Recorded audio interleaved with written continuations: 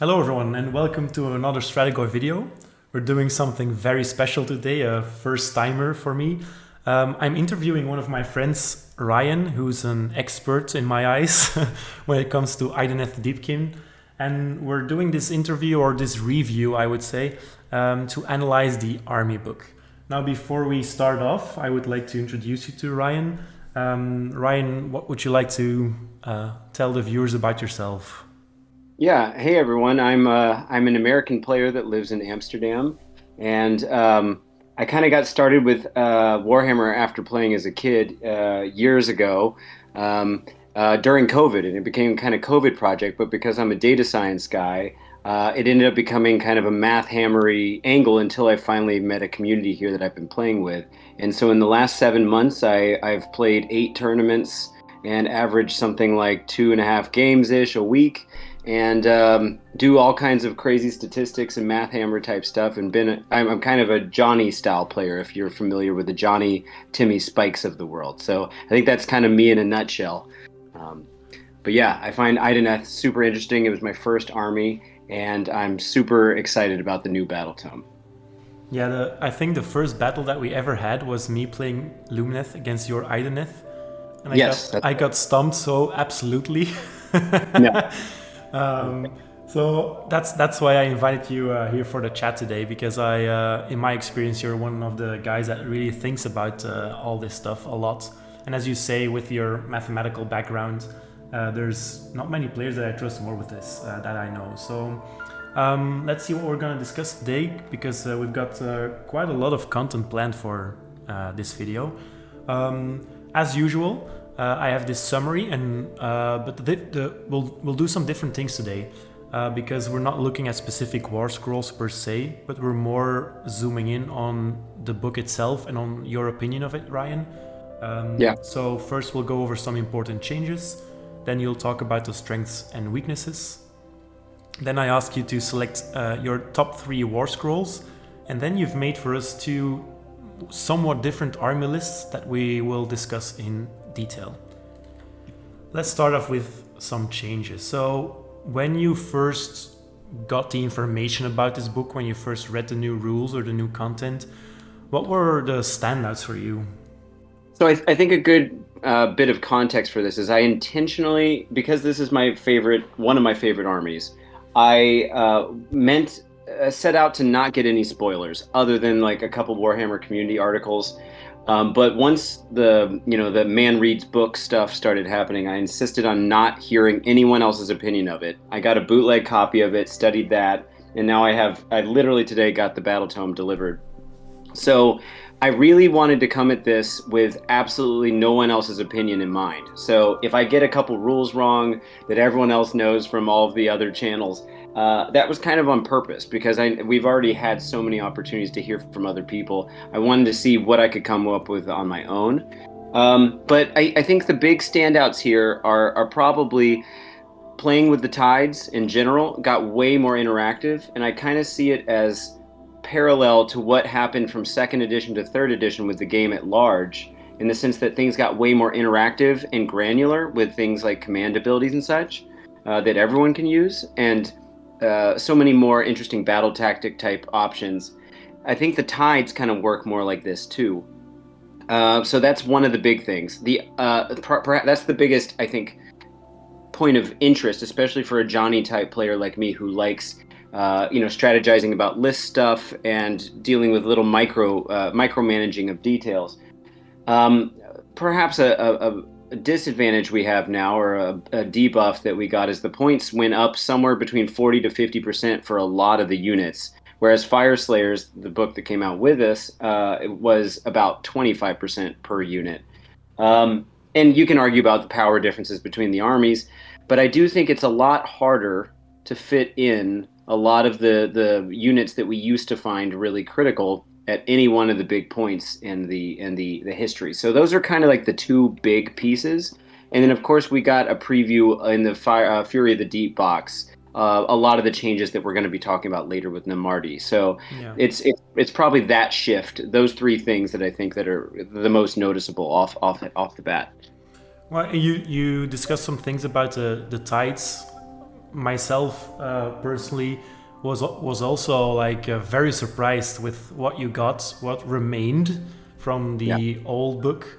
I was sure you were gonna lose the Always Strike First, but you kept that. So let's talk about some great changes then. Like what things did you gain that were, in your opinion, great for the army?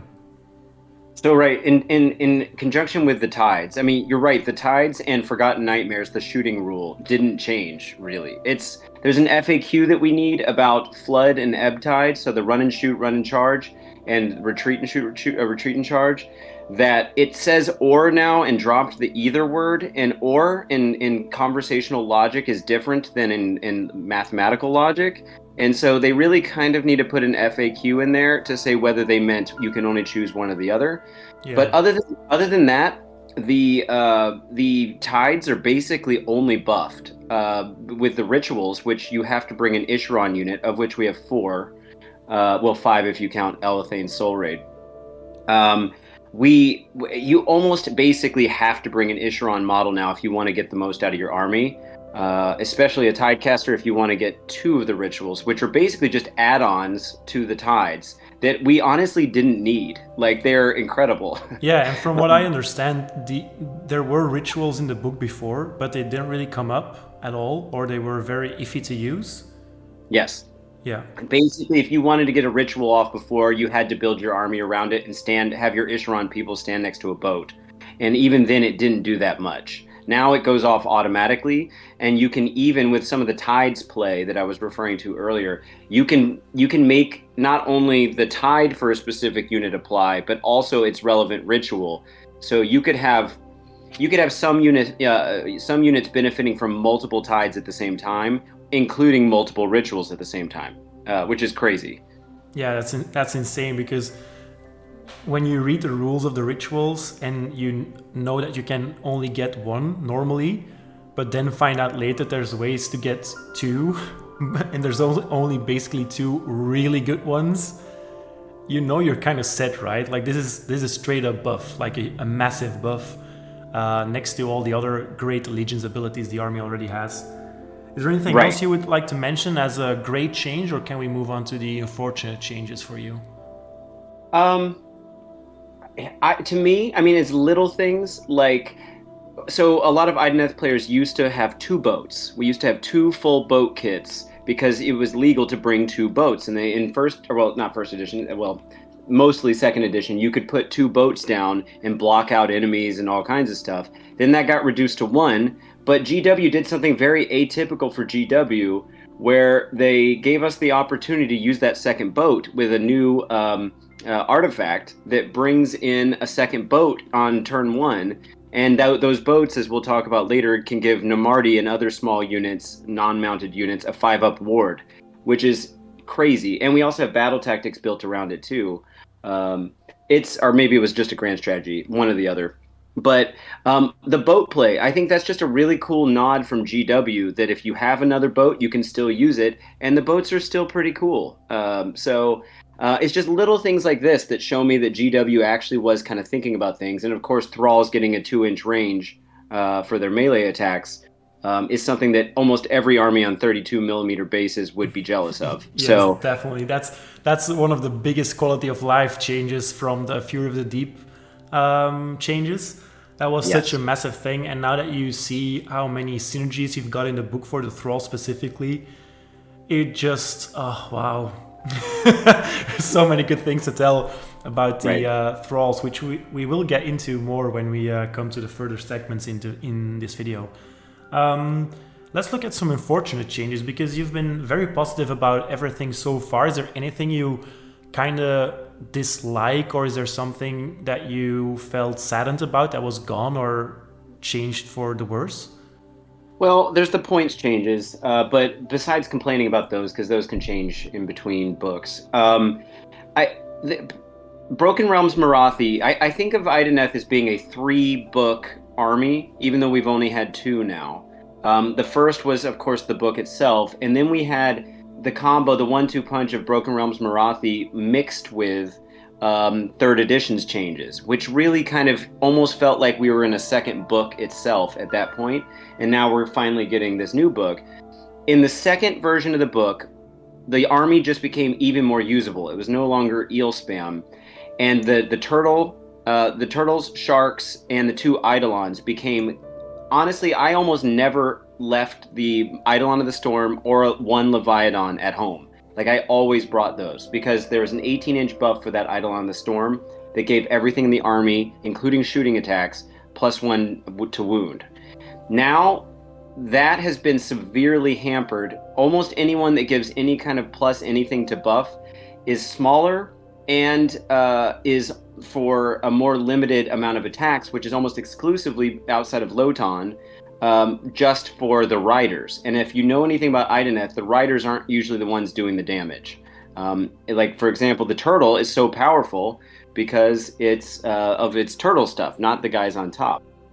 And I feel like some of those big buff pieces that we were really relying on for that middle period, the Broken Realms period, really fell out here, and it really shifted things around. That said, I think the army is also in the most interesting place it's been. So despite this being kind of an unfortunate change, and also maybe the units were a little bit all more flexibly usable, with the exception of some of the heroes in the Broken Realms era. Now I feel like some things have definitely passed out. Like the Eidolon of the Storm might be going back on the shelf for me, and that's too bad because I really loved that guy. But some other guys got buffed. So at the end of the day, I think we're in a good place, and it's just a matter of seeing if the points will allow us to put what we need in the lists to actually work. But I think we will. Yeah, like from an outsider's perspective, this book feels a bit like Soulblight Gravelords did to me, where almost all war scrolls have a place or at least viable.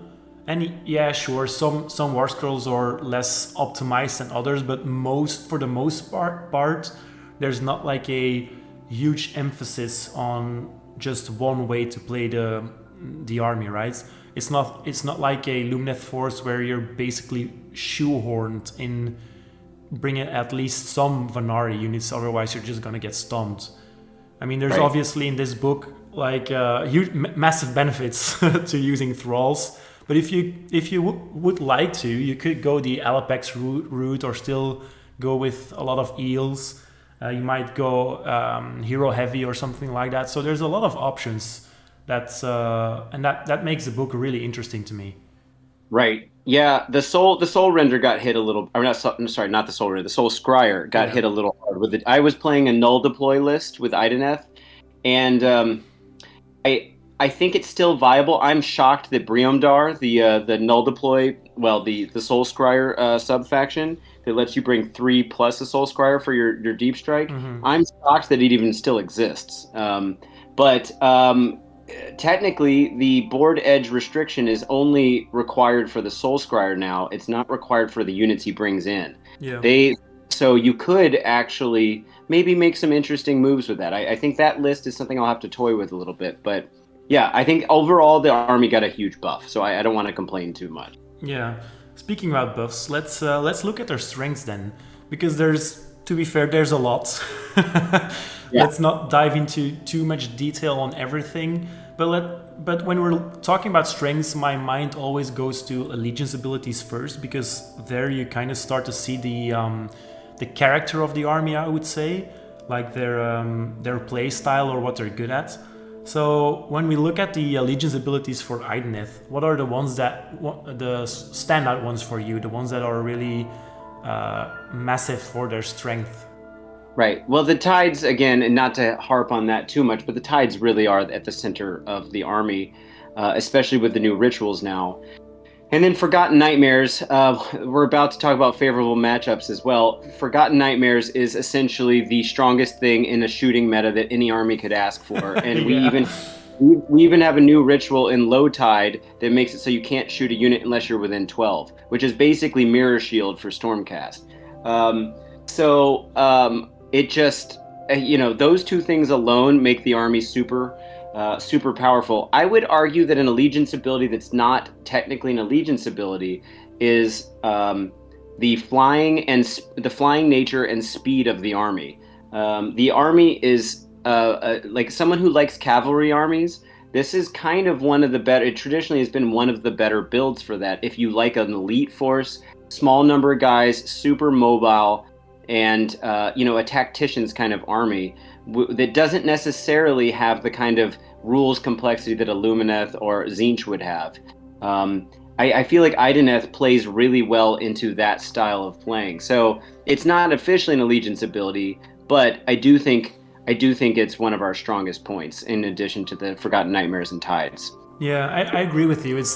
It's got that middle ground where it's not just destruction vibe where you just push everything forward and see what happens, but it's also not Lumineth where it's like tons upon tons of rules, but still it kind of keeps this scalpel kind of play style, right? Especially when you're going in with eels or eidolons, then you're really like planning your movement, and it feels very unique and how an army from the sea should feel, in my opinion. So yeah, I think you're right on there. When we're talking about the Forgotten Nightmares, we kind of need to stress how massive that army ability alone is, right? In a shooting meta, not only now, but probably in the future as well, this army might single-handedly change the way we look at lists now, right? It's had that rule for a while, of course. So you could argue that maybe it wouldn't change it any more than it already has. But that said, it certainly is the hardest counter to shooting that anyone has. We don't need any kind of like wall shenanigans or, and honestly, whenever I play a regular army, a non-Idoneth army, I always kind of miss it. I mean, of course I miss it very much. Yeah. There's a part of me that thinks, oh yeah, but you can't shoot my guys because they're not close to you. Like maybe like it should be with shooting, that you shouldn't be able to shoot through units to another unit behind it unless they're bigger or something. But nope, the only army that gets that is Idoneth. So yes, I do think it's really strong. And we can talk about some more combos later, but one of the things we can still do, surprisingly, is teleport with Steed of Tides any friendly hero. So you can take a tanky hero from a different army that has an incredible save and maybe an incredible ward save, and just teleport them up, and they still have to shoot that hero. The Steed of Tides ability is not glued to the Idoneth keyword. No, I mean the caster has to be Idoneth, but the recipient just has to be not a monster, and it has to be a friendly unit. That's it. Amazing.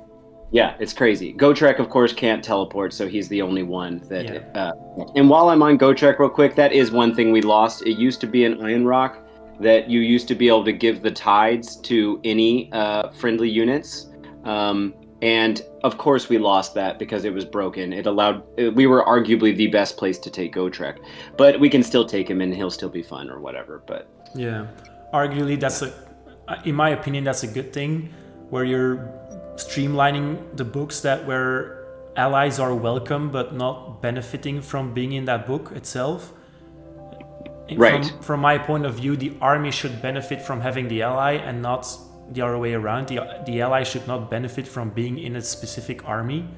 So I think that's a good change, and I'm understanding that you kind of feel the same way. I do think it's for the better. I'm shocked at how many other things didn't change, though. I agree with you about the tides. I thought Forgotten Nightmares might change. I thought the Deep Strike stuff would change. Yep. Some things did, but for the most part, the stuff that I was expecting to change did not. Reversing the tides, which we can talk about later if we like. But anyway. Yeah, let's look at some matchups.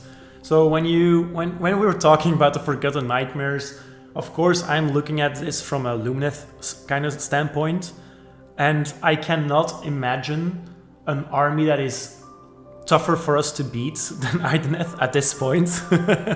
They are so good at everything that we've got. So what are the good matchups in your opinion?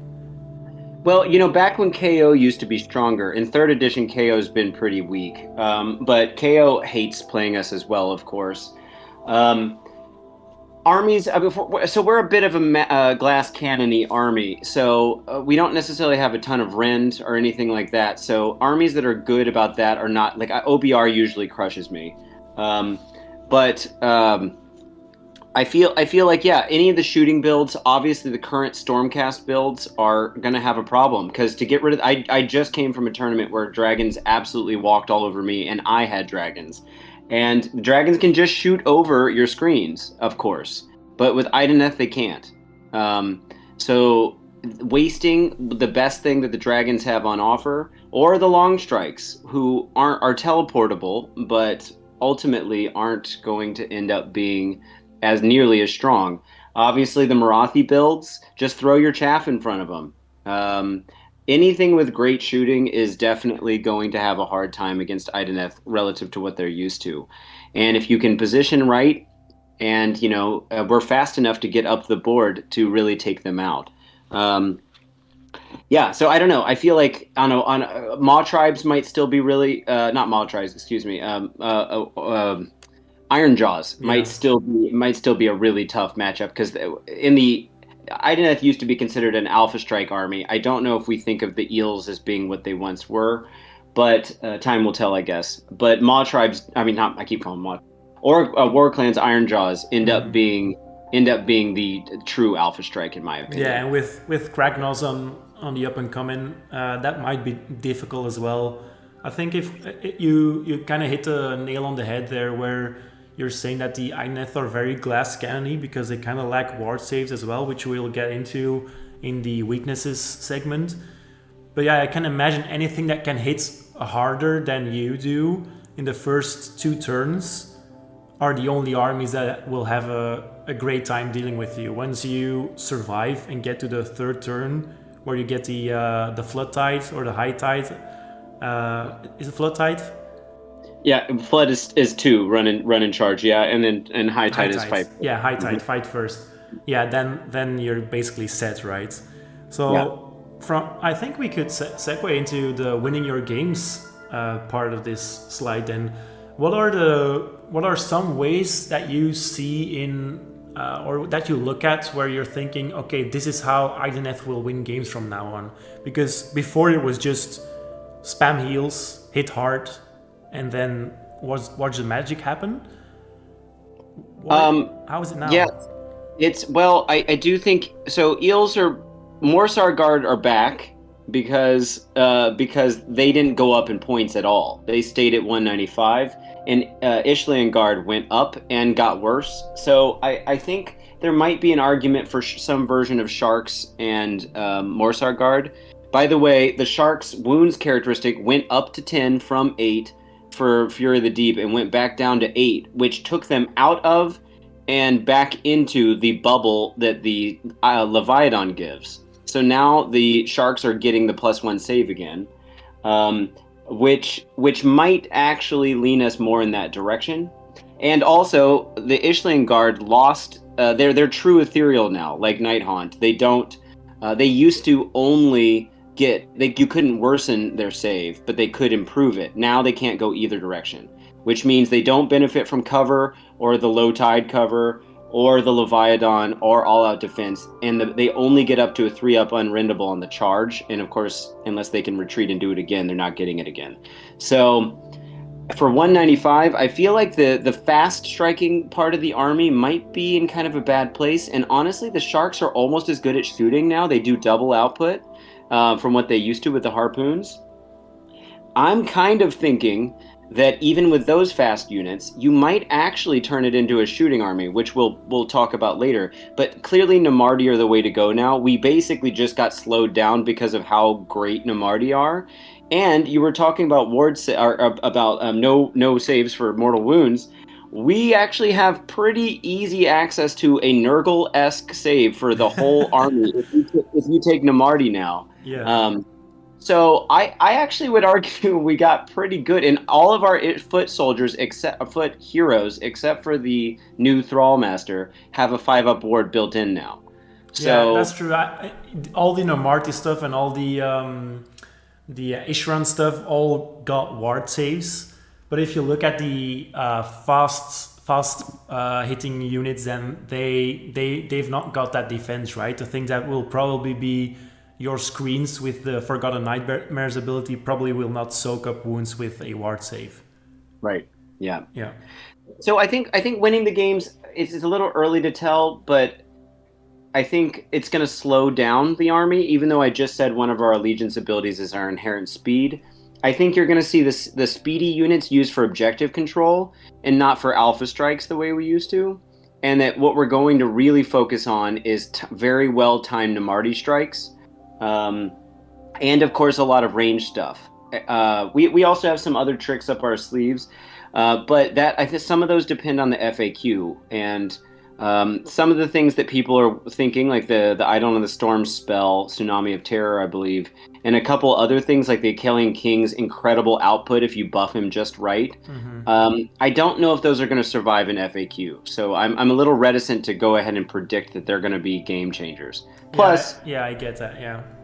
Yeah, any way you cut it, the Eidolon or the Achillean King, the best save he can possibly get is a 6-up ward via Amulet of Destiny. So, and that would be giving up his one of his artifact choices. So I don't know that, like, I think that's putting a lot into a 7 wound character with a 3-up save. Yeah. You know? Right now, though, as rules are written, there's nothing prohibiting you from bringing 4 kings and then striking first on basically any of your turns, for sure. Hitting with, 5 or 7 Ren 3, damage 3 attacks on the charge? Yeah. If you're referring to the fighting first part, the way that the War Scroll is worded, it says any units with this ability once per game. I think that any is going to be ruled, if it's not already obvious, that only 1 king can pull the high tides off. which would make more sense, to be fair, because the idea of having an army that would just basically strike first on every single turn with multiple units if you want, or if you roll well, for only 1,000 points you get 4 of those guys. Right. That's crazy. Yeah.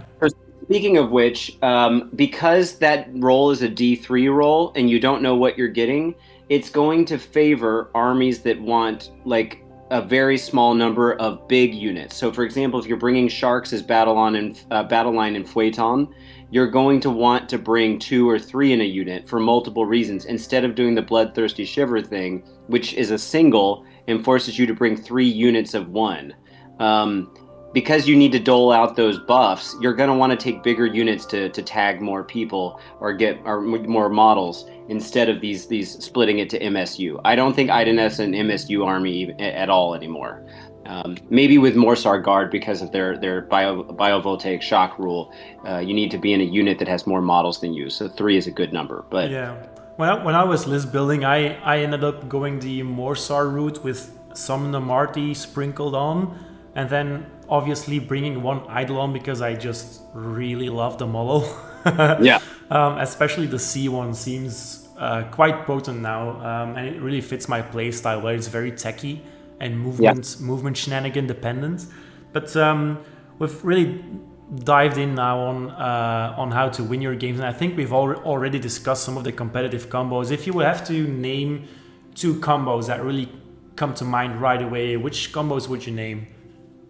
I mentioned Steed of Tides earlier. As a Johnny player, I think this is actually a really big move, because we can now take Lumineth, and which we couldn't before. I think taking a Lore Seeker and Steed of Tides with an Eidolon of the Sea is insane, because you can, if your Lore Seeker is going to jump on one of the objectives, you're going to steal it, and then what you're going to do is, if the Lore Seeker is still alive, you just go over there and teleport the Lore Seeker to a different objective if you need to control that one. Which I mean, you might not get on it on that exact turn, but it's going to be big. You could also teleport. I do this with Savage Spearhead quite regularly. If you have a 2-caster, Steed of Tides into their deployment zone, their territory, and then cast Metamorphosis to turn yourself into a monster. You can't Steed of Tides before then. But with the Eidolon of the Sea's rerolls, you've got a decent chance. Plus, there's also an artifact for the Eidolon of the Storm that if it gets a natural 7 or higher, you get to cast another spell. And I think that's going to be ruled as stacking, kind of like the Herald of Tzeentch, the ground one that can on 9s can keep casting, but we get it on 7s. So I don't know. I feel like there's actually some potency with some board movement shenanigans that people probably aren't looking at just yet, that involve even some allied units, because now we can take all of cities and we can take Lumineth, and Lumineth has some really great options for dropping things in and kind of messing with people that I don't think are on people's radars. Yeah, I'm not sure the combo with the Lore Seeker would work, because how it's written on his War Scroll right now, you only gain control of an objective when he's placed on it on the first turn. So I would argue that probably would not work, even though you're setting him up again with the teleports. I would hope it doesn't work, because that would just seem so cheaty to me. But yeah, that would be a cool combo if it's possible, yeah. Yeah, you're probably right about that then. But I mean, other things that you could use from different things that we now have access to are like gyrocopters, which move 16 inches and could be a perfect Forgotten Nightmares target, like a decoy. Just send it straight up the board. You don't care if it lives or not. It's 75 points, and it's going to totally eat up all shooting until they take it out. Take a couple of them, and send them to totally different parts of the board to make it so that they absolutely can't shoot anything you've got until you're in perfect range. I don't know. I think I like to look for these little things, because all the big things that are obvious are going to play out in the tournament scene. It's these little things that get me excited about what is now possible. And the tides, unfortunately, the reversing the tides used to be a lot stronger in Feuilleton, where Flood Tide was on 1, 3, and 5 regarding battle rounds, and you got super big buffs on 1, 3, and 5. Plus, you were charging in on turn 1, and turn 2 was fight first. That's still kind of true, but mostly not. And there isn't really a good way to recreate that environment anymore. So hopefully anyone that wanted to play that build got a chance to do it. But that was the dominant build in this past 3rd edition, was a bunch of Reavers, Feuilleton, Turtle, and Eidolon of the Storm was a very common combo.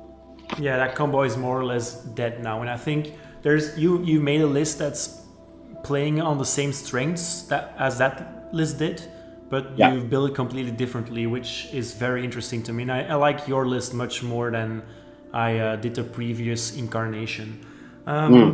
Okay, yeah, this was great. I think there's a lot to be said about all the Idoneth strengths. Now, and if we're talking weaknesses, if we're talking ways to beat Idoneth, what are the things that the army lacks? I mentioned ward saves. You do not really agree. What are some things that you do agree on? Like, what are some things that you notice that are missing in the army? Well, you're definitely right about ward saves when it comes to not Namarti, and even then it's not the whole game, but I think it's enough, and considering that Namarti Thralls are the cheapest unit we have, battle line unit we have now, you're going to see a good bit of them. But other things the army lacks, it's kind of like Lumineth. You're fully aware that someone who doesn't know how to pilot Lumineth can get crushed, despite the fact that they're known as a dominant army with the right builds and the right general. If you don't, I feel like Idoneth has always played like this. If you don't know the nuances, you're not going to be handed a win. So it's not an obvious just go in and it works on its own. It takes a tactician's kind of mind, I think, to really work around it. And so that's kind of a meta thing that the army's lacking. Again, it's kind of glass cannon-y. Our tankiest unit we had was Ishling Guard, especially on the charge, which you could get up to a 2+ unrendable save, and that's definitely been weakened now. I feel like also the lack of accessible monsters now that the turtles cost 1/4 of your points for each one. The lack of accessible monsters in a meta that currently loves monsters. Now, of course, that's going to change sometime in the summer, but I've been running 2 turtles and having a blast with that, and I don't know if 2 turtles is as viable as it once was, especially with how few things you've got going on right now. And they're super easy to take down if someone's throwing mortal wounds at you. Like you were saying, basically all the Acalian units fall apart to mortal wounds. Yeah, because they have a fantastic armor save, but lacking the ward save is fine with their previous point cost. But then if you look at it, and them costing 500 points now, that's just like dangerous territory there, right? If you're taking 2, that's half your army. That would basically be Nagash without a ward save or any protection against magic. Right. And something else speaking of magic, we lack is magic. We're not bad. We don't have nothing for magic. We're not Khorne or Fire Slayers. But I wouldn't argue that magic is our strongest thing, and it's why I keep talking about Steed of Tides, because not many armies have a teleport like that, and it's no longer 24 inches; it's anywhere on the board. So we basically have our own translocation, but just for a hero. Yeah, you've got few good magic casters, but your magic lore is, as far as I understand, really good. You've only got 4 spells, but they're all great. Yeah. Compared to where you usually get the 6 spells and where you usually only get to use 2 because all the other 4 are shit. So right. the ones that you have now look fine, and having the Eidolon of the Sea with the rerollable spells, that's amazing, right? If you consider that the Steed of Tides is only cast on a 5+, and you get to reroll that with an Eidolon of the Sea, that's almost guaranteed. Yeah. I mean, or if you put cogs next to the Eidolon, you can start getting that's who you really want to be casting your spells. And plus, cogs is a really good thing for Idoneth, especially with our new Namarti builds, where in Flood Tide we're getting +1 to run, +1 to charge, and we can run and charge. Put cogs on there, you're getting another +1. And if you really want to get even cheekier with it, you can bring a Gur Battle Mage from Cities of Sigmar, who can cast +1 to cast and is casting Wild Form, which gives 1 unit +1 to charge, or +2 to charge. So you can actually be pretty speedy if you need to be with our slower quote-unquote units. Keeping in mind that though Reavers aren't good in combat, they're fine, but for an archer unit, they do move 8 inches on their own. So, we're relatively fast. We can be fast, but I think the new builds are going to struggle a little bit with speed if they want to get in there, which is going to require the generals to either be better at screening things out, maybe tying up some units with either sharks with nets or in some kind of way, or tying up units with Ishling Guard or something. But again, the points have gone up so much that you're going to be sacrificing something meaningful just to bring in something to kind of buff that way or debuff. Yeah, you mentioned speed there. Is that one of the play styles that you would say are very challenging for Idoneth to face, like speedy lists or alpha strike lists? Yeah, I do feel like I think of Iron Jaws as being one of the fastest armies in the game, if not the fastest, if only because they don't fly, except the Maw Crushes. So I don't know. I kind of feel like if an army, we don't have lots of bodies either. So because we're an elite army that's kind of glass cannony. So if an army either is relatively slow and has a ton of bodies like Soulblight with a zombie build or something, or is particularly fast and hits really hard when they do, like Iron Jaws, I think we're not particularly good at screening that out. We just don't have good screens without taking allies. Yeah, so you're mostly afraid of the destruction armies then? In my experience, I haven't had too many other feel bads. The dragons, I haven't actually played against the dragons in Stormcast with Idoneth yet, but I do have a feeling the shooting thing is going to help us a lot. So dragons are going to be a little bit more mitigated than they are for other armies, and they're definitely not going to be able to take out our key pieces just because they want to. And their rent is kind of fine, but you've got so many. You either have a decent save, or you have enough bodies to compensate for the big rent, right? Right. Yeah. What are some other tough matchups that you would say? Like you mentioned Iron Jaws several times. I imagine like a Beast Claw Raiders kind of list would also be tough with Frost Lords and Stormhorns. I've always in their current incarnation, their second edition book, Beast Claw hasn't been a problem for me. I tend to beat ogres.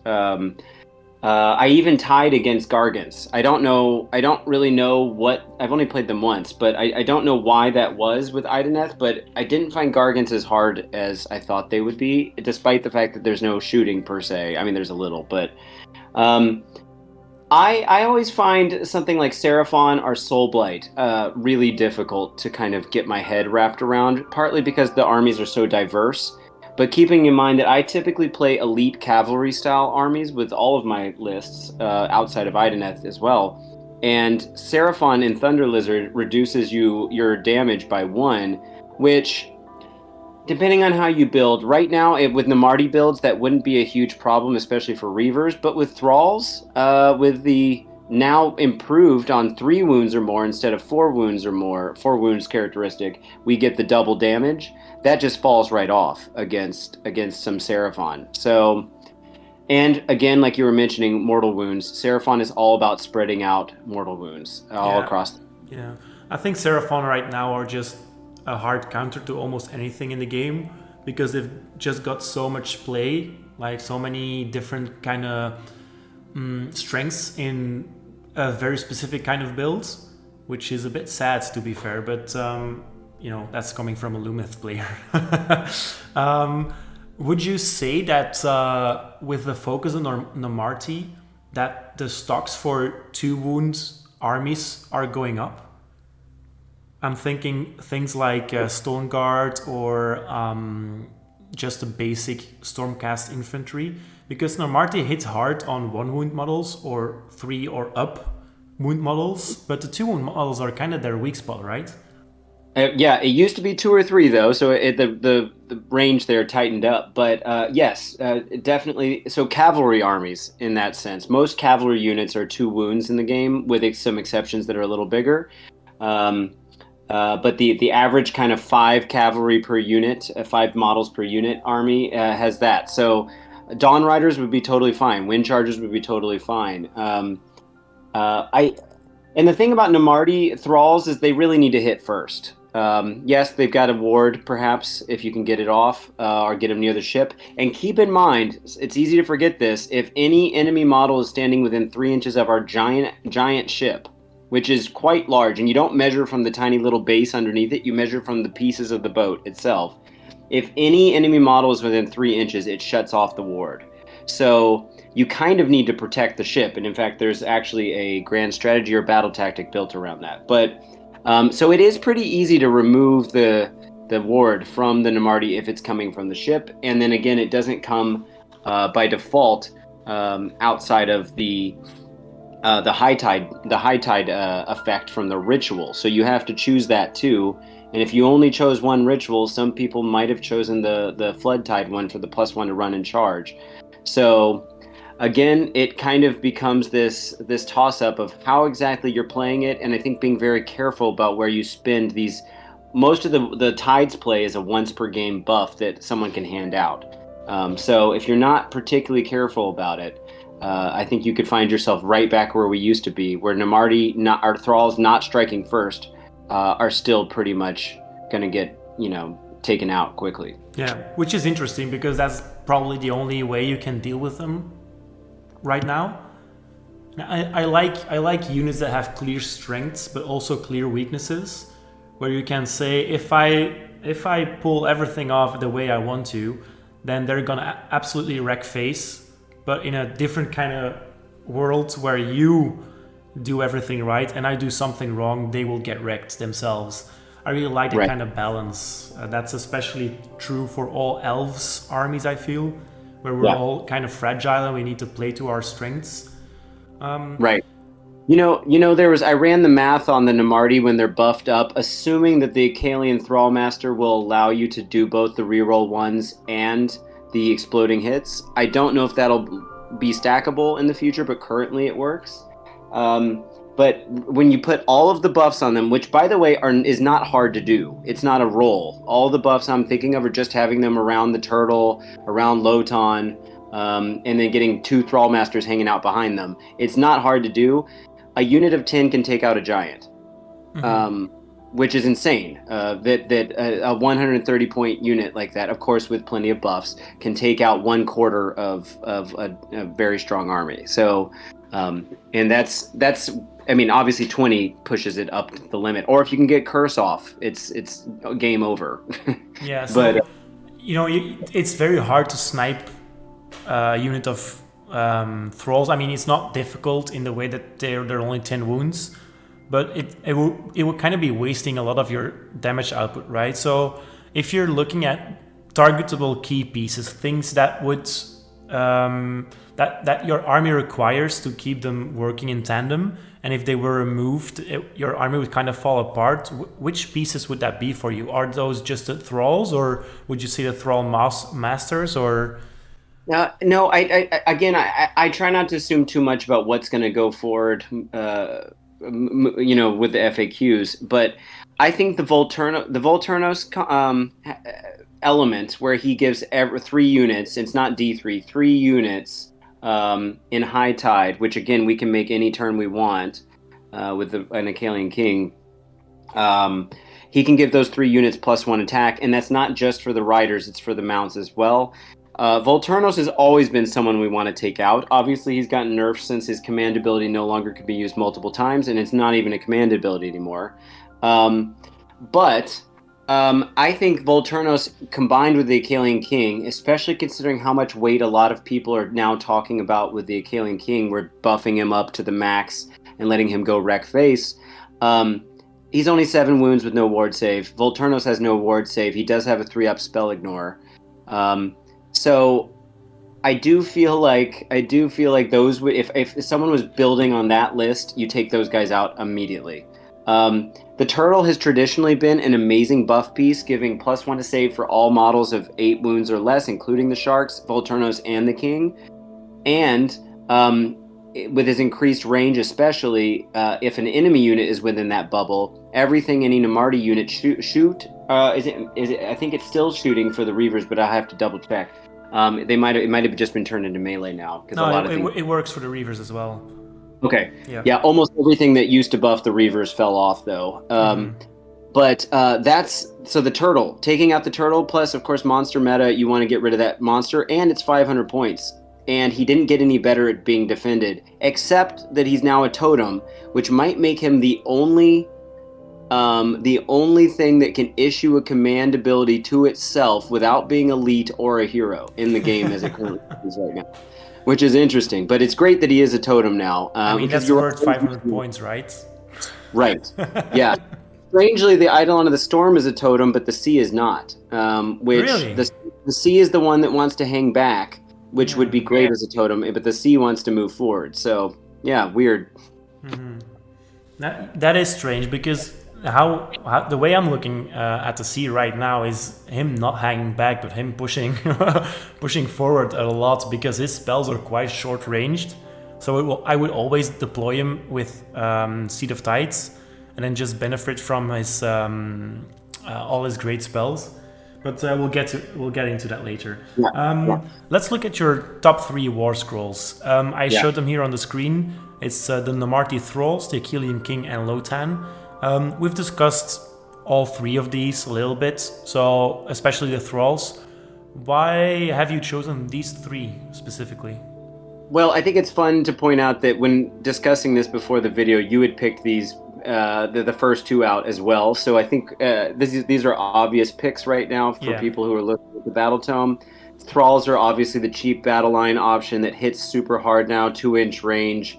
Now can get great 5-up wards somewhat easily. The King is kind of a centerpiece now. Can take some great command abilities or command traits and artifacts. Hits really hard on the charge. And of course that once per game hero High Tide gift he can give to D3 units is really strong. Lotan, though, I think might be the one that is a little less obvious. So in list building a little bit before this, it's important to keep in mind that you don't get access to any rituals whatsoever, the buffs to the High Tide, or to the tides in general. You don't get them unless you take at least 1 Isheron hero.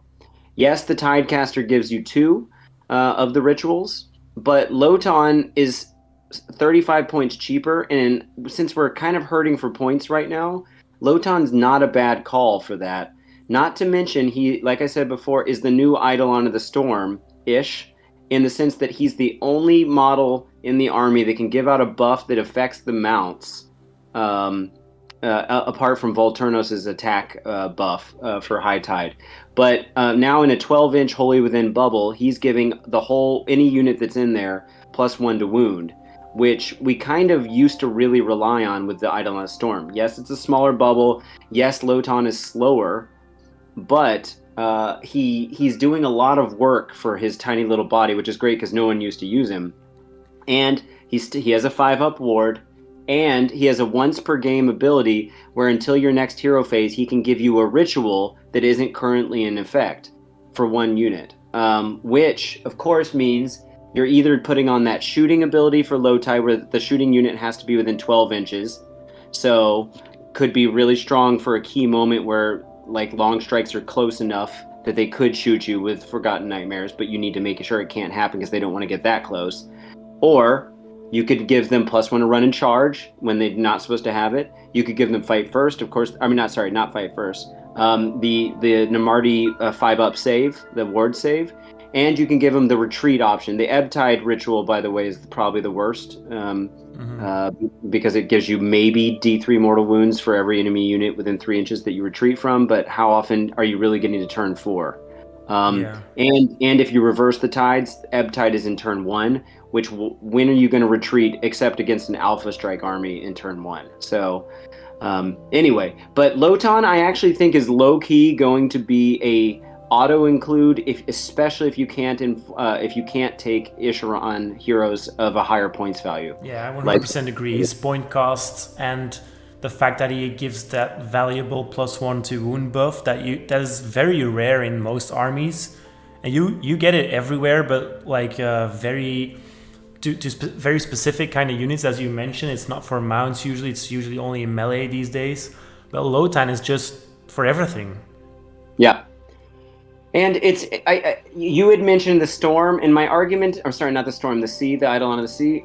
My reason for not taking the Eidolon of the Sea is because everyone's talking about it as though it's the hotness for the Tsunami of Terror, because technically it could be interpreted as you can give as D3 -1 to saves, right? Mm-hmm. And that you could stack that on 1 key unit, like, I don't know, an Archeon or something. Yeah, which is definitely not intended to it doesn't. I don't think it's going to last for more than a month. Mm-hmm. So I do like the Eidolon Sea, don't get me wrong, and I'm glad it didn't go up in points. At 325 with reroll, cast, unbinds, and dispels, and healing when it successfully casts things, and that great getting to cast again artifact, I think it is, on a 7-up. Yep. It's a strong unit. I definitely think it's stronger than the Storm, but I don't think you're taking it as an auto include. Whereas every build I'm going to take is going to have an Isharon in it moving forward, and if I can't afford a Tidecaster, I'm taking Loton definitely, if not both. Yeah, which we will get into when we come up on your lists. Yeah, which is now. Cool. I made a much more beautiful slide than I remembered. So the details, yeah. Yeah. If we're looking at the 2 lists that you made for me, you cutely named them the Namartigeddon and the Shoothon, which I love because I was gonna choose some quirky names for you, but you were way ahead of me there. So great. Yeah. Let's dive right in because I was gonna ask some questions about it, but let's just don't keep everyone waiting and let's see what you got. So for the Namartigeddon, you went with a Domhain subfaction. You chose the Hold the Line grand strategy and the Inspired Triumph, which is also on your other list. Yeah. But then there's always a Achillean King, I've noticed, but you've kitted him out differently in both lists. So here he has the command trait Lord of the Storm and Sea, the mount trait of Void Chill Darkness, which is amazing. The known and loved Arcane Tome, so you could choose Arcane Corrosion, which I learned is a specific type of corrosion, but only by water. You've got the Ishran Tidecaster and Lotan, and on the Tidecaster you chose the Rune of Surging Gloomitide with Steed of Tide spell, 2 Thrall Masters, and then a bunch of Namarti, 20 Reavers, 20 Thralls, 10 Thralls, and then an Achillean Leviathan, which I was surprised to see in both of your lists. I still can't let go of the one turtle, especially when we are in monster meta still. I can't tell you how many times I've edged up on the board, on the scoreboard by doing something with a monster. And Leviathan has long been the best non-hero monster in the game. It's gotten worse now that it's 500 points and its impact hits have gotten worse. But in general, it's still a fantastic non-hero monster. And it buffs. You take it for the thralls, honestly, for the reavers too. It does so much work that I just can't leave home without it. This is definitely a castle build, though. If you can't tell, just looking at it, everything's going to revolve around that Leviathan. And it used to be Leviathan and Eidolon the Storm, but now that's Lotan, who costs way less. So yet a smaller bubble. Yeah, I like how you, in both of your new lists, you kind of still keep the old playstyle a little bit, where there's either the castle build or the ranged build. But I love how you've managed to include the Leviathan and make it feel worth it. Do you think, like before we get into the list more, do you think it would still be worth it if you're not running a lot of Namarti? That's something I've always wondered about in the other builds that I have. But to be honest, Eels haven't been great in 3rd edition, except for maybe some Ishlian work. Morsar has kind of been off the table. And the Sharks, up until Fury of the Deep Box, when they went up to 10 wounds, still benefited from the Leviathan's +1 to save, and they have the worst save out of the mounts, out of the cavalry. Mm-hmm. They have a 4-up save instead of the... Well, I guess the Morsar also have a 4-up save, but I wasn't using them. So I still think its benefits, especially back when it was 380 points, was still worth it. In this new version, I don't know that it's an auto-include for me. Especially as we're about to probably move out of monster meta, and keeping in mind that I can bring as allies a unit of Stormdrake Guard or a number of other options from some of those lists that will also do some interesting things and still be a monster. Those are some really good points. Well, let's go through your lists. Why did you choose the Achillean King? How did you choose to kit him out like this? What are your ideas around everything you picked here for the list? Yeah, so I mean, it's built around obviously the Thralls and some Reavers, for some shooting response. The Reavers, by the way, lost their 3 attacks, but their 2 attacks with -1 rend and 3s is. And possibly 2s, 3s within 9 is way better. The math actually works out better for sure. So this is a castle build. The king is one of the most fragile units on this build because the king doesn't have a ward save, unlike the Tidecaster Lotan and, well, possibly everyone else that's around a ship, and I guess the Leviathan, but he's got a great save anyway. The king is what he's really doing here is handing out High Tide to the Namarti on turn 2. That's what you're doing. And that's one of the reasons why I have a Thralls unit that's 20, which we used to never do, but because they have 2-inch range now, it's not the craziest idea. You can still get some good use out of them and still buff them that way. But of course, this list is modular. You could split that unit of 20 into 2 10s and have 4 units of battle line. But remembering that the king can only hand it out to D3 units. So you want to be careful about who you choose. But remember, when you give them High Tide, and if you've chosen with the High Tide ability with Lotan to give, you've got a Tidecaster as well here, so you get to choose 2 rituals. So you're probably going to choose Flood Tide and High Tide to get the ward save for the Namarti for the whole game, for any time they're in high. And then the +1 to run and charge, which is just fantastic. Also, that threat range for the Reavers is going to be even better because they can run and shoot in Flood Tide. So they already move 8, and then you're going to do a run at a +1 to run. So they're moving 9 effectively, +1 for whatever you roll for run. So they've got at least a 10 that they're moving in a range of 18. But if you can get them within 9, they're hitting on 2s. So without the Leviathan's buff. Yeah.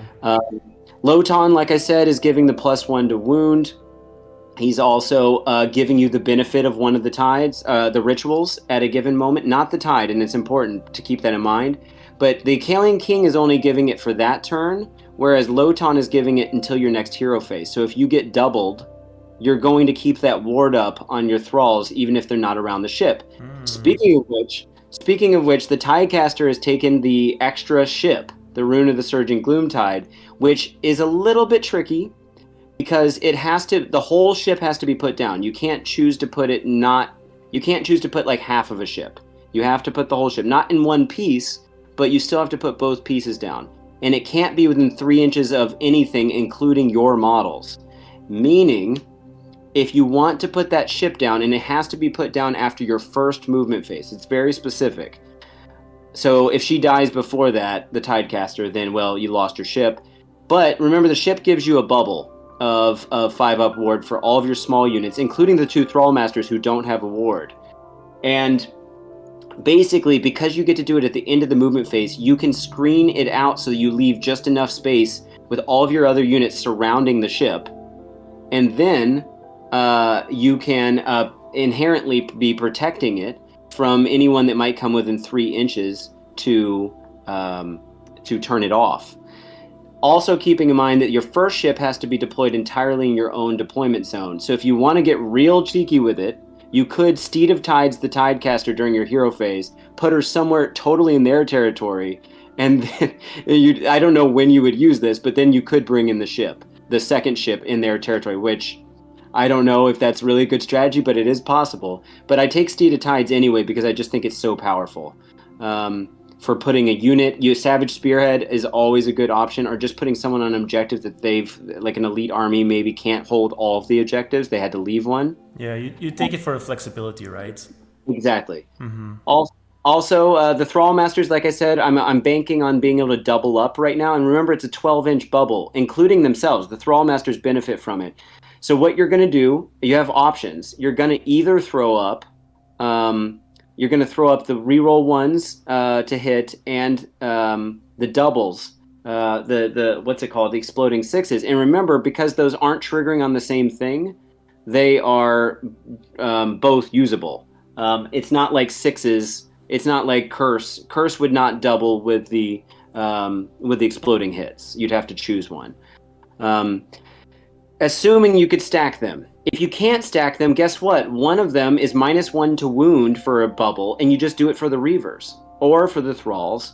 And then you've got a -1 to wound bubble around someone else, which is basically a Frostheart Phoenix, which, by the way, you could also bring, and I have done, and is a great... and it's fantastic with Seed of Tides, again.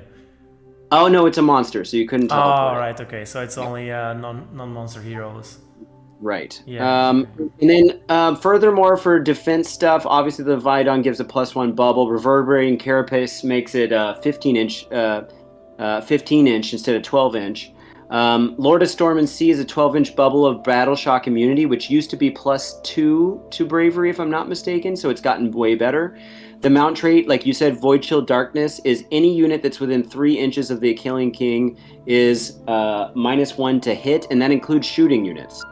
Yes, this is the craziest 3-inch bubble around, right? Because it's not wholly within or anything, it's just units within 3. So even a tiny millimeter of that unit is within 3, the entire unit has the debuff. Right, and I'll mention this on the next list, but it's worth mentioning that as it's currently worded, the other command trait that I didn't take here, the Unstoppable Fury, gives him +2 attacks to his melee profile for every unit that's within 3 inches. So that's adding insult to injury. That's in the High Tide. Insult to injury. So these units are all getting -1 to hit. All the ones that are within 3 inches. So he basically just wants to go in there and just tag as many units as possible. Yeah, that was one of the first combinations that I kind of figured out because it's so glaringly obvious. But for 250 points, if you choose your upgrades well, you can really kit this guy out to just slap anything in the game, right? Yeah. Honestly, you could take 2, one as your backup and one as your beat stick, and that would do so well as well. Right. though yet again with the FAQ, we might see it said that you can't use the high tide ability for both of them, but that's fine. And then Arcane Corrasion is the -1 to, you pick an enemy unit and you make them -1 to rend in melee. Which again, I'm trying to make a defensive army here so that my offensive pieces, of which I do have a number, with the Thralls, 30 Thralls, 20 Reavers, and the Leviathan, and the King, can all put out some decent damage especially when you add in Lotan, in the 2 Thrall Masters, buffs. So it is a 4-drop list, and that's because I took 5 heroes and I'd have to drop 2 to get it down. I guess I could. I could not take the artifact or command entourage and get it down to 2. Do we have? No, I can't do it with 2 because I would need 1 more battle line unit. So I'd have to split the thralls into 2 10s, and I could do 2 battle regiments. So it is possible to get it down to a 2-drop list if you want. Yeah. But then you'd have to get rid of one of the artifacts. Mm-hmm. I've got your battalions down there now. Oh, nice. I was kind of keeping them back because that's a whole different topic. That I wanted to discuss, but you already touched on it a bit now. You know what I noticed from this list is we were talking about how glass cannony the Idoneth are, but this must be one of the tankiest lists that you can build with Idoneth, right? You've got 3 ways to get a 5+ ward on most of your stuff. You've got the debuff from the Achillean King. You've got the spell from the Achillean King. There's so many things that will make your army more survivable in this list. Yeah, now that I think about it, I should have called this list Namartikin of Mothlan, which would be my Maggotkin reference here. This is definitely the 5-up ward army. So yeah, it is pretty tanky. The Soul Render is perhaps better now, the guy who brings back Namarti.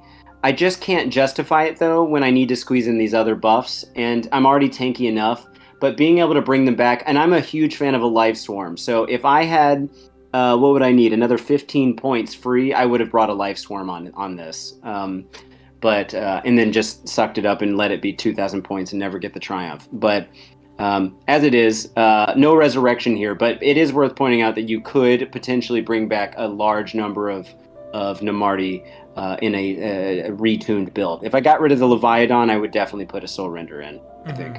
Mm-hmm. If you're, maybe you've touched on it already, but what rituals are you choosing with the Tidecaster? Definitely the High Tide one so that I get my 5-up ward, and then Flood Tide. I think those are the 2. I'm not too worried about the shooting. So for the High Tide, you get a 5+ on all Namarti units? Yes, and you don't have to be near a boat. But if you want, bring a boat with you. I've got an extra boat here, so it works. Yeah, and the Flood Tide one is the one where you can't shoot outside of 12? No, that's Low Tide. The Flood, and that's only in turn 1 in this build. Yeah. Although Lotan could grant it somewhere, but he can do it without having to choose it. It's the Flood Tide is the +1 to run and charge, which I think you're going to want with this kind of castle-y build. You're going to want to get in there, and especially if you do choose to do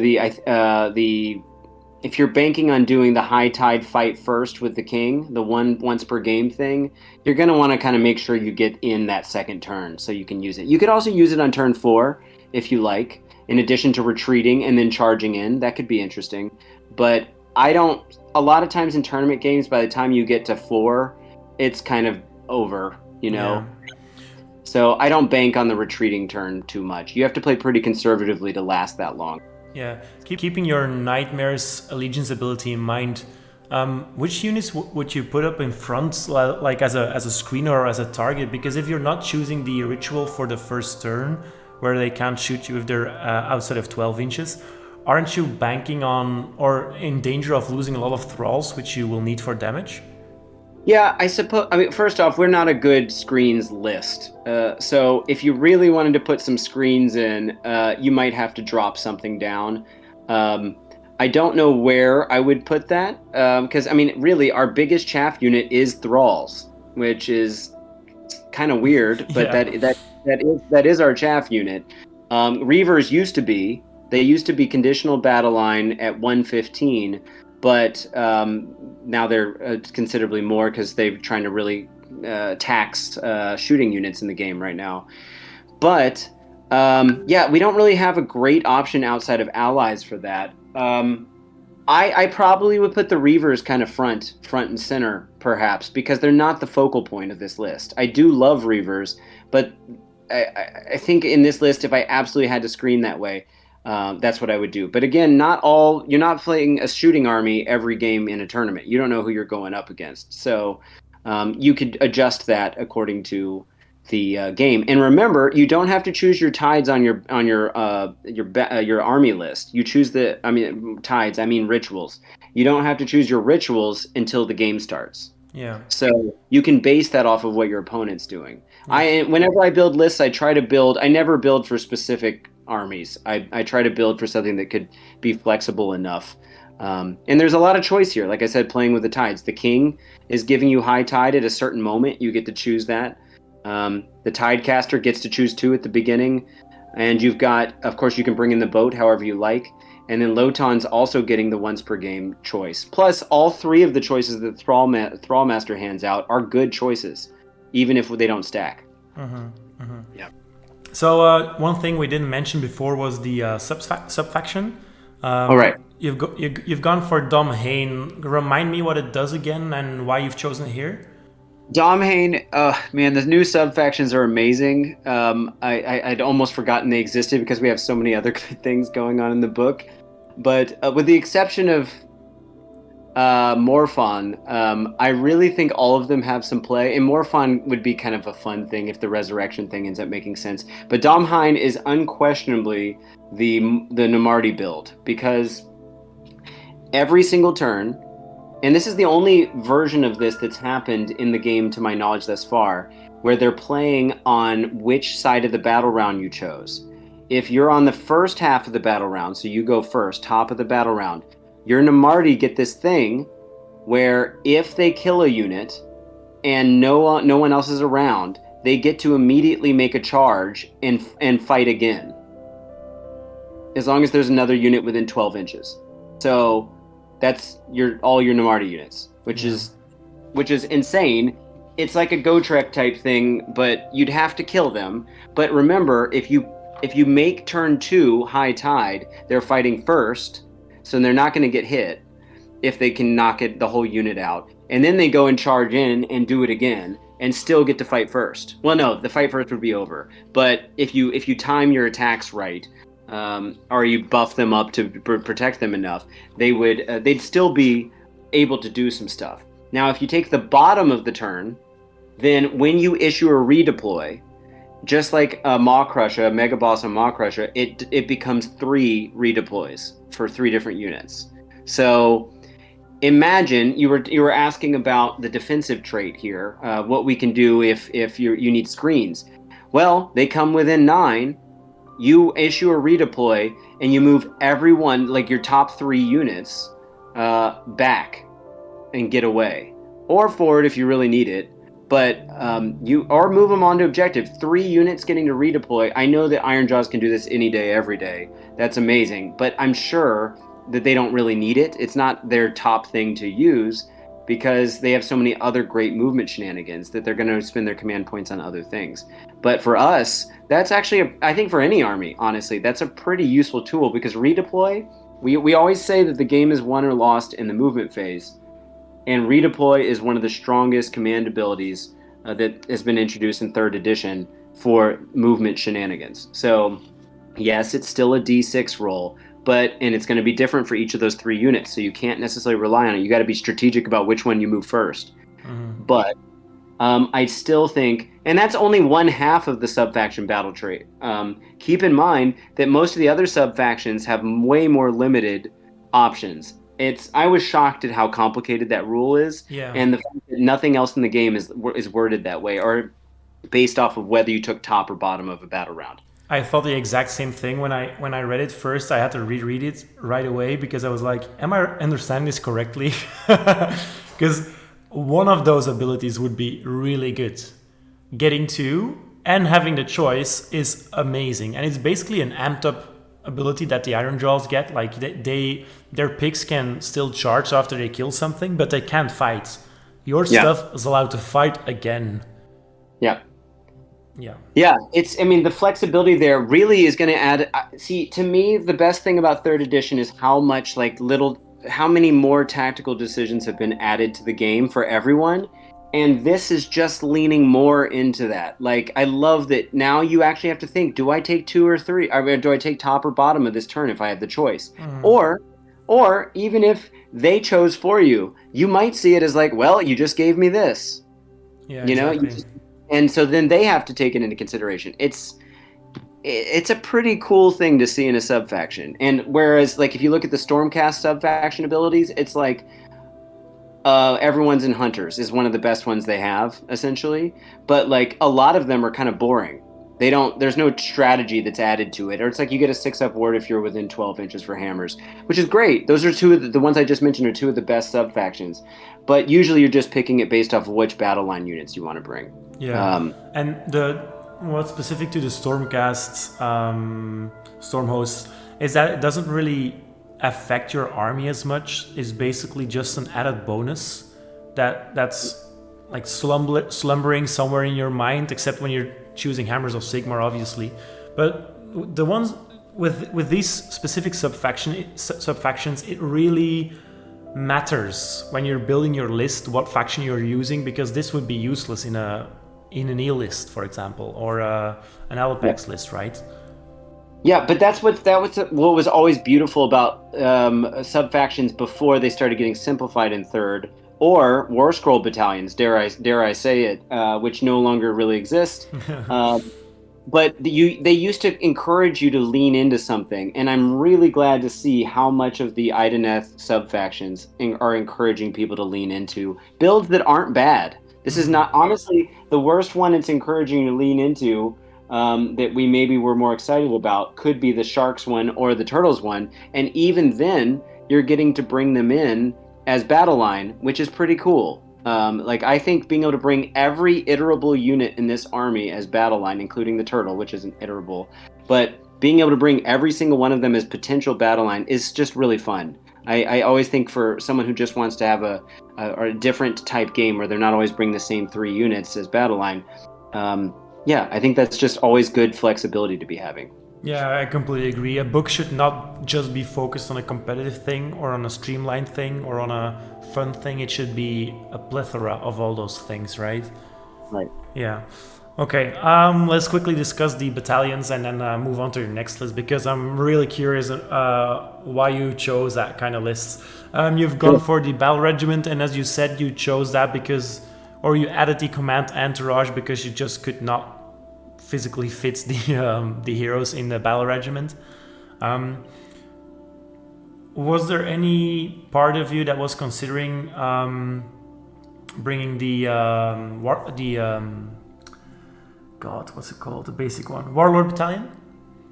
I could, but it would just add another drop, and that's fine. All it's adding is an extra command point that half the players forget they even have access to during a game, as opposed to, because you have to bring one extra troops choice, right? So I could do that. Although I only have 3 troops in this army, so I would have to split them up, right? No, I can bring 2. I can bring 2 in a battle regiment, so it would work. But I just don't know if that extra CP is all that necessary, especially considering Idoneth lists used to bank everything on the Acalian King or Volturnos' better version of that Hide Tide command ability, but they're no longer command abilities anymore. So, yeah, okay, it'd be nice to get a free CP at one point, but I don't... Knowing how 4 drops is one of those kind of breaking points that a lot of people get stuck on, and again, I can make this a 2-drop list easily. But 4 drops is kind of one of those other places that people get stuck on, and if they go anything higher than that, there's almost no chance that you're gonna outdrop them. So 4 drops could at least be tied with another 4-drop list, and then maybe it's a roll-off at that point. So I don't know. I don't even know how important it is that you choose first turn in this list. I was just gonna ask that. Is that a thing you consider? Do you want to go first? Do you even care? Yeah, I don't know. This is not an Alpha Strike list. So this is a careful. And honestly, Idoneth has always played a little carefully because you had to keep Volturnos and your Eels alive in first edition or second edition until High Tide. You had to be very careful about that stuff. Or if you took units off the board with a Soul Scryer, you wouldn't bring them in turn one because why would you?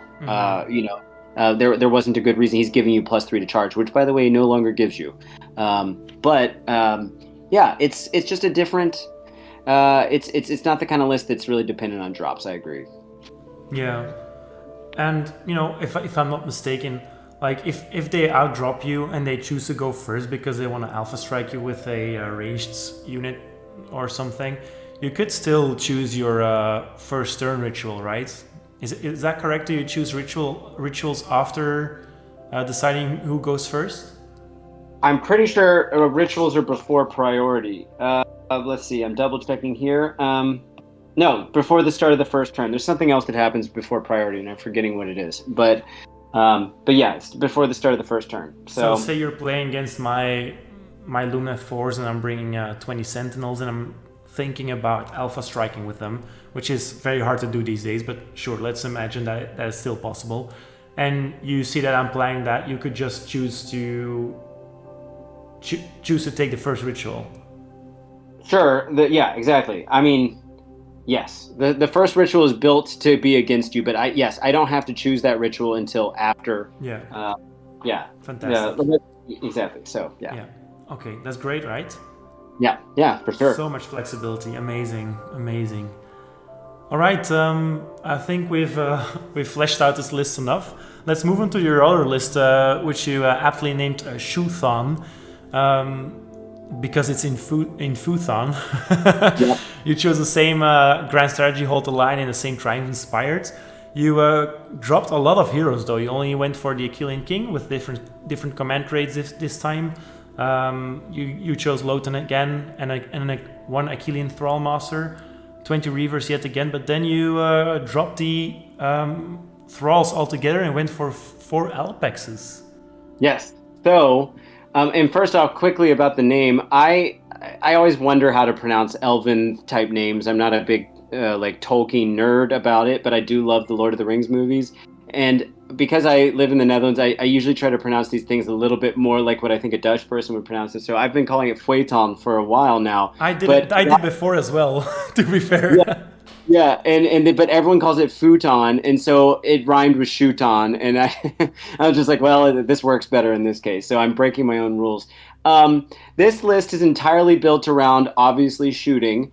And by the way, not only did the Alapex's harpoons double in output, at least they're swingier now, but they now do D3 damage instead of 1 per each shot. But not only are those shots doubled, but so is the Leviathan's, who's getting 8 shots. He's basically 2 Alapexes in terms of shooting, and they're all at 24-inch range. So you've got with each unit of 2 Alapexes, and by the way, when they get put in units of 2, they have the new coherency rules that are 3 inches apart, so you can really spread them out. And one of them becomes a hero, which means they can issue commands to themselves, which they used to not be able to, or not a hero, but I mean a champion. And so now you've got 2 units of these Alapexes here, both with harpoons, that are, and of course that means you can put all-out attack on one of them and get it for 2 shots instead of just 1 if you took them as singles. They count as battle line and feuilleton, and they, by the way, I'm not a big fan of the bloodthirsty shivers for other reasons, but if we have time, we can talk about it if we like. But the other thing is, obviously they can shoot at different targets, but if you really want to put everything in, you've got 8 shots from the Leviathan, a further 16 shots coming from the Alapexes combined. So we're up to 24 shots there. And then the Reavers, of course, doing 40 shots if you can get within 18 inches. But remember, their threat range is bigger than normal for an archer unit because they're fast at 8-inch movement. And if it's turn 2, and if it's in Flood Tide, they're getting run and charge, run and shoot. Maybe both. Who knows how they're going to word it, but or rule it. But this is a shooting list. Now, the Thrall Master is in there for the other reason He is clearly not handing out +1 or melee things to the Reavers. He's doing it entirely for the -1 to wound, so he's there to protect your shooty guys. So is the Leviathan, who again is giving +1 hit as long as he's close. Again with the reverberating carapace for a bigger bubble, and he's of course buffing the Shark's save and also the Reaver's save. Lotan is giving +1 to wound in attack or in combat for the Alopexes and Leviathan on their mounts, which is where it really counts. And keeping in mind, this is a conservative list as well. This one's not trying to alpha strike. It's just trying to get close enough to get some great shots in. And when you get close, those Alopexes and the Leviathan still hit really hard. By the way, the Acalian King has the Unstoppable Fury thing that we talked about before. And so if you want to hit hard with him, you very much can. Plus, the Countercurrent spell is the one that halves. It's basically a mini version of the Slaves to Darkness Demon Prince Khorne version, which is picking one enemy unit within 18 inches and then having their run and charge rolls. So it's kind of like a mini weaker version of that, kind of like how the Cathalar is a mini version of Be'lakor. Yeah. So it's a defensive build once again, but for a defensive shooting army, it punches really hard when they get to you. Yes, and it's still so incredibly mobile. That's Yes. what I was thinking. Like the again, from a Lumineth kind of standpoint, we're comparing this to, let's say, Sentinels and the Foxes. Yeah. And the Alopexes kind of serve the same purpose somewhat as the Foxes do. They're not as good at zoning as the Foxes are, obviously, but still they're much meaner in combat. Yes. Oh yeah. And unfortunately, because I didn't take the Bloodthirsty Shiver thing, the only thing that I'm getting from Feuilleton at this point is the fact that they're battle line. The problem with the Bloodthirsty Shivers is that they have to be taken as one block of 3, which each count as single units, and therefore can't be doubled up. And you get to choose one in every combat phase to be like the Alpha Shark that's going to have exploding in a way that we don't usually see, up to exploding 3 attacks for each 6 on hits with their strong mount melee bite. But it's only 1 per each, and each one of those is a separate unit, which is going to increase your drops and not going to let you fit into battle regiments as easily. Or I guess, did I not choose battle regiments for? So yeah, after this change, you're 1 drop. Yes. It's a 1 drop list, and I think there might be some good play here. I tried building some Eels builds, and I just wasn't convinced that it was going to do what it needs to do. I've also got interest in a null deploy list. I built another shark list that was more sharks built around the Bloodthirsty Shivers thing. Again, just not convinced about it.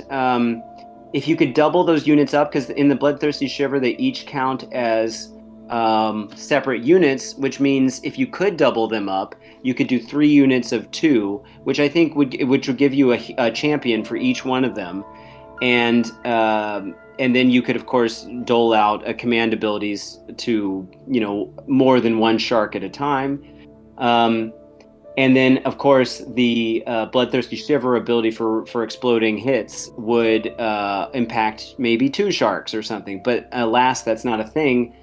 And by the time you end up trying to build a list, we're talking about 990 points for 2 Bloodthirsty Shivers, just so that you can every combat phase choose 2 sharks to get the exploding 3s, or exploding hits. So I don't think it's actually that powerful, and I think it's a trap. In this case, I think it's better to just do smaller units of sharks like we've done here. And that's still 16 wounds on a 4-up save, 3-up around the Leviathan, ignoring Rend 1 in Low Tide. For 330 points, that does really good melee damage for what it is, and has arguably even better shooting attack. So, yeah, pretty similar to the other list with some of these units I've chosen.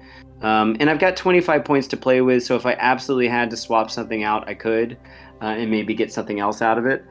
But I don't know what that would really be. here. You could say that I've got the screens issue again, but I actually don't think the Alapexes are that bad of a screen for the Reavers if you're trying to protect. Especially with the Leviathan. Yeah, exactly. Mm-hmm. Yeah, I think the only thing that I can see that is a weakness for this list is holding objectives, because it's only got 28 models and it only counts for 39 bodies, as you mentioned. So I think it's hard to hold an objective with just the Alapexes, right? The Reavers will do fine, but all the other stuff is difficult. Right. It's too bad Alapexes lost the monster keyword from the first Battletome.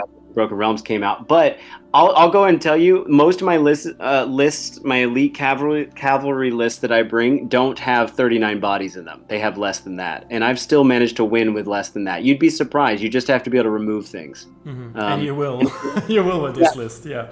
Yeah, and if you're fast enough, you can make up for lost time. You can get across the board. I don't have a teleport here, but I don't think that's a must-have. So yeah. If you had to choose either one of these lists as your preferred list, which one would you play? I would start with Thralls, with the Namarti, just because obviously that's the new hotness in this army, and I'm very curious to see how it actually plays. This list right here that we're looking at is closer to what I'm used to playing, and so I don't feel like I need as much kind of training time with such a list to kind of have a sense for how it plays. And keeping in mind, Lotan is not meant to be in combat anyway. So like you would with a wizard, you just kind of move him, you run him all the time, and just have him stay near your bubble. So same with the Thrall Master in this case, but of course the Reavers, move a little faster than him, but it shouldn't be a problem. Yeah, but contrary to wizards, Lotan is still quite decent in combat, right? His octopus hits hard. Well, it's funny is that it's fortunate that he can add +1 to wound for himself for Oktar as well, because most of the other +1 to wounds don't do that. But yeah, Oktar actually does 3.5 wounds before a save, and then he's got a -1 Ren. So for whatever Lotan counts as, he's actually hitting on Stormcast levels almost, which is cool. Yeah. Well, this is such an interesting list as well. I think I would prefer the first one, just as you said, because it's more straightforward, I would say. I think the shoot-thon list requires a little bit more more finesse. Yeah. And Idoneth in itself already requires a lot of finesse, so I think this has a much higher skill cap, but it's definitely interesting. I think sharks are still really strong too, and they're a cheaper points per attack than the Leviathan is, especially with the Leviathan bumping up. Because again, 2 sharks puts out the same shooting damage that a Leviathan does, and you can see that you can almost, you can afford a 3rd shark for less than Leviathan. So you're getting 50% more shooting power. For the same price, roughly. Then again, not monsters. But it would count as 6 bodies for the same price, so still even more for objective control. I do think there's some play in going super heavy on the sharks. And a lot of people don't like the nets, but I think if you've got a unit that's really glass cannon-y, like we tend to have in Idoneth, and the nets, as people are probably aware, if they hit, all they have to do is hit. They don't have to wound or do damage. Then the unit that got hit can't pile in. And this can be a huge thing. Imagine against zombies with their ridiculous 6-inch pile-in. That still is an effect, at least for, I guess, that turn, which could be enough to keep them from being as much of a threat, but it can also keep your glass cannon units, if you just tag them on the end, especially with Ishlian Guard, who are basically just there to anvil it up. You just tag them on one side of the unit, hit them with a net, and then nothing there. That unit's taken out of action for that turn. Yeah. So because the Lumineth Thoxes already have this ability where they're in 3-inch range, then the enemy unit can only pile in 1. And I already think that's really strong. So imagine having that on a ranged attack and just needing to hit anything. That is. And so by the way, It works on Unleash Hell too. Yeah. So if you use an Alopex, just take a single one or maybe two just to make sure it hits. But you take them, use them as a screen with their big bases, and then they do the Unleash Hell. And then it makes it so that as long as they hit that unit, okay, like they get in with how many models get into combat, but they're not coming any closer. They're not getting anyone else in. And so that could be a thing that ends up being a difference maker. I don't hate that build. It's just not meant to kill units. It's meant to as a tech piece. Yeah, it doesn't really fit in this kind of list anyway, because ideally you're not even getting into combat that often. Right. Yeah. Exactly. Yeah. So these were fun to build. I think it's early days with the new Battletome. I'm waiting on that FAQ for come out in a month or so. And then a bunch of testing around things. I mean, people are going to be using Loton for the first time. A number of people are. So, and then the sea. Honestly, I've enjoyed using the Eidolon of the Sea, but a lot of people haven't used it in the past, and I think that is going to become, even if that spell falls off and it becomes D3 different units.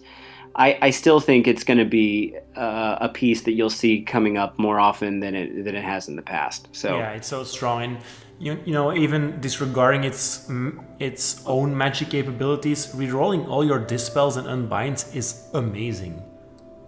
Yeah. It used to be able to do the same thing, but in Iron Rock it got a +1 to cast, which was just adding again insult to injury. Yeah. Yeah.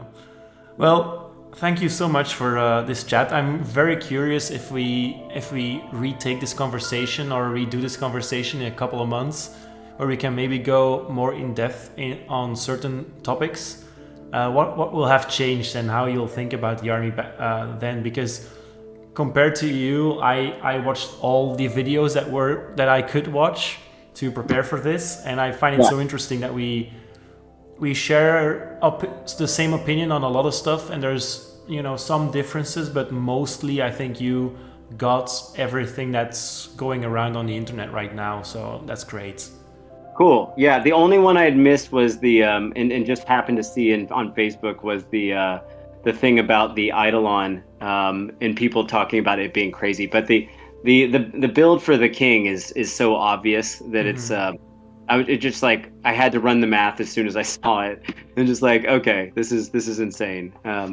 But yeah, it's a fun army. It always has been a fun army, especially once Broken Realms came out, and I think also we got a new Battletome cover, whereas Nighthaunt and Fireslayers are not. So I think we're winning. We're winning the Battletome wars right now, and it took 4 years for this book to come out, but I think it was well worth it. So yeah.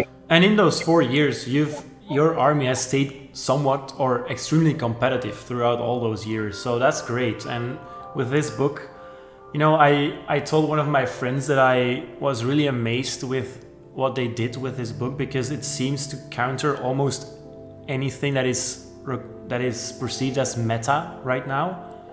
It's really good against shooting. It's fast, so it can circumvent a lot of mechanics. It's got all these shenanigans, all these scalpel kind of units, all these tech pieces, where you can really build an army that could potentially destroy anything. And that's something I find very interesting, and I wonder how it's gonna hold up throughout the months or maybe even years. Yeah, I think it'll hold up, unless the meta changes severely. But I don't know. I mean, we only got more tools this time. I feel like what we lost is insignificant, maybe the points, but I still feel like I'm fitting in a good enough number of models with enough synergies. There's definitely plenty of synergy to go around here.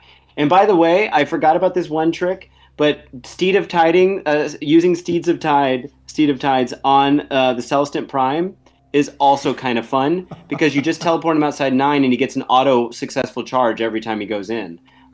Plus he has a 4-up ward, a 3-up save. He's a good piece to throw out there to absorb all the shooting until they run out of it or whatever.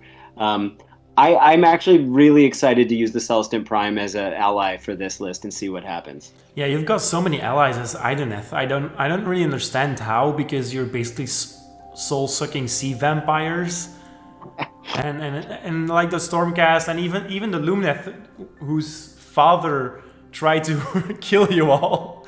Like he almost committed mass genocide on your entire race, and they're like, yeah, okay, we'll find a place in our army for you.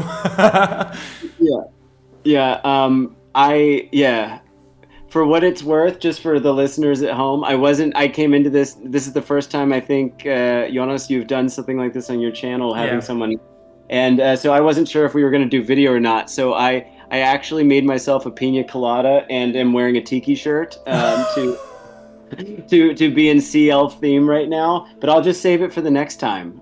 So you know, if I was more technically savvy, I would have put us up on screen, but I haven't figured out how to do it yet. So shout out to all the listeners who know how to do it. Contact me, please, and save me. And the slides look amazing. I'm so happy to be your first guest on the channel, and thank you for having me. I am so happy that you were. Honestly, it has been great, Ryan, and you're so knowledgeable. And we were discussing it during our break.